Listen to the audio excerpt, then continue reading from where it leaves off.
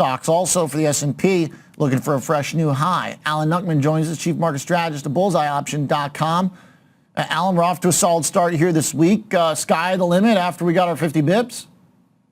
Well, we're still going to measure out that V recovery, and that looks for 6,300 in the S&P, and that looks for, we haven't done it yet completely in the NASDAQ, but it's probably just a matter of time.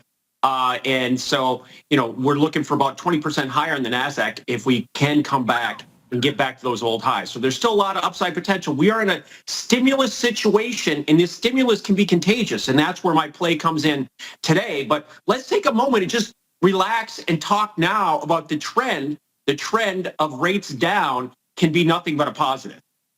Yeah, the move for yields in the last couple days, though, since the Fed cut, they're up. So, it seems, are we just winning in both directions? It's called profit taking. Buy the rumor, sell the fact, and, that's where we're at. But the long-term rates being that stable for that long, even before, even with the rates not higher for longer, but held for longer, they were here for longer. No, they're no longer here. They're lower. And if you look at the numbers, we're going to be another half a point coming pretty soon as well. So there's a lot of positives. The dollar decline is going to be the catalyst, and I see a lot. But you have to be selective. And to get back to the NASDAQ, if you just take NVIDIA and Google, which have not recovered like the rest of the big seven, if they can snap back, that's a big deal because they make up nearly 10% of the NASDAQ 100. Totally. NVIDIA right now, 115.74, flipped red, just kind of having a little trouble getting through that 120. Go ahead. And one more, Nike's not dead yet, people. Nike not dead yet. That was a snapback, and I was on the show just a couple weeks ago. We came up with the trade.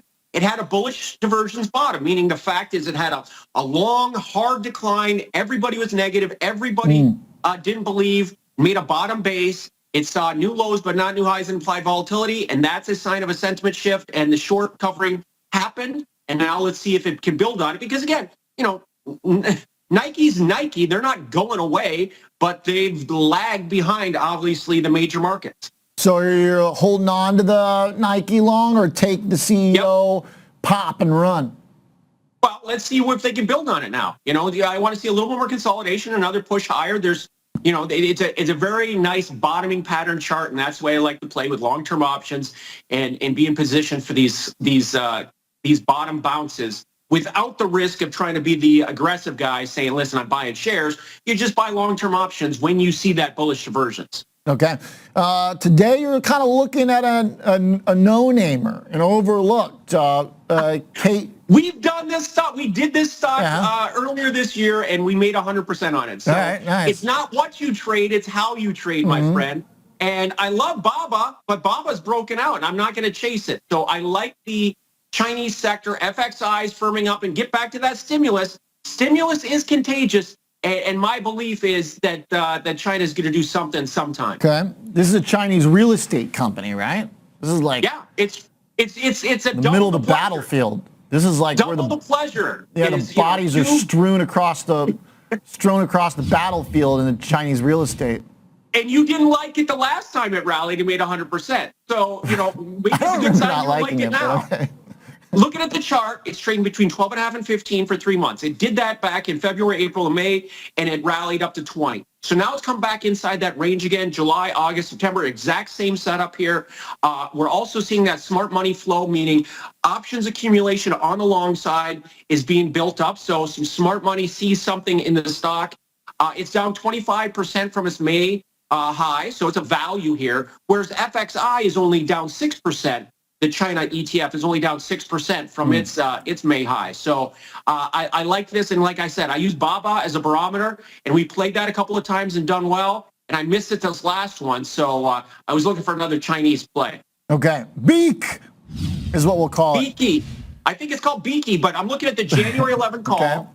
It's got 4 months of time. It's got an 80 delta. It's $4 in the money. We're at 15 right now. There must have been some splits or something. So if you look out in the January options, they kind of have some split adjusted pricing. So 11 was just a nice round number. And the low on this has been 12.5. So, you have the right to be long from below that. It's like being long from 11. You've got 4 months of time.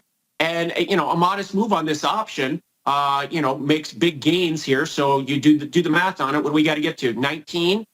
We were at 20 last time. Get to 19, and this option gains 100%. And we'll say for all the negative talk about the Chinese economy, it still is basically the FXI is on par with the S&P for the year, up 20%. Right. Keep talking negative. That's what I like to hear. I like that negativity because the markets can react very positively to that sentiment shift. And that's what we're looking to play because it's hard. It's hard to buy a lot of S&P stocks or, stocks that have already come back. I'm not buying Meta. I'm looking at NVIDIA hard and close, really hard and close, maybe a little bit, one more little pullback. And I think the risk reward is definitely on the NVIDIA side. And so maybe next week, I'll give you one of those more aggressive plays that you like to hear. Well, it's not that I don't like Beke or any of the China plays. It's just you get me all psyched up on the U.S. stock market, and then you go and trade Beke. I gave you Tesla months ago. Months ago when nobody liked it. Remember that? So come on. Tesla, what do you think here? You would take the profit before the event? I'm still very optimistic. I mean, it's come a long ways to the upside. I'm still very optimistic in the long term, and it's not a factual stock. It's a vision stock, and that's it. And there's a lot of vision still left. I believe in vision and innovation, and who knows what's going to make it move. And that's a great. There's always great stories there. But I like the charts and I like the risk reward. Obviously it's like anything else. You got to be buying it. When it has a bad news event, and that's when you got to when step people up doubt the vision. And we're trading on vision. But again, for me, it's about how you trade. I buy limited risk options with plenty of time. I lose no sleep. I don't have to read every X and figure out what's going to happen. Nice.